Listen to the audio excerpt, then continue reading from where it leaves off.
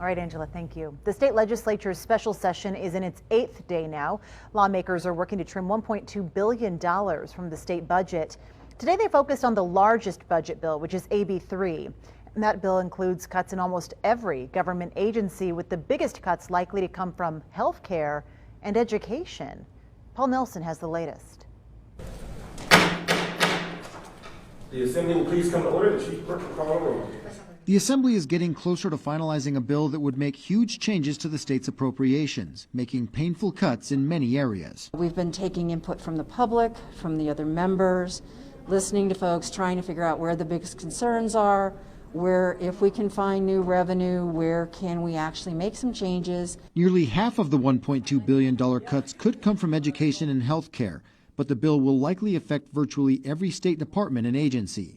We're cutting government and services at a time when we need them, and so we need to make sure that we do it right and do it fair. Lawmakers say it's a balancing act to make these cuts because some of the state's investments get matching funds from the federal government, so they prioritize those dollars over others. If I can put $5 million on the table and get $25 million from the federal government to provide services to Nevadans, that's where I want to put the money so that we can get more services back. Republicans say it's important to balance the budget without raising taxes, especially with our state's economic situation. Private businesses are suffering, families in our state are suffering, and it's like, okay, who do you go to put more of a burden during this time? The floor session includes a walkthrough of the bill, and then more changes could be on the way. Remember, it takes us over 120 days to draft an appropriations bill.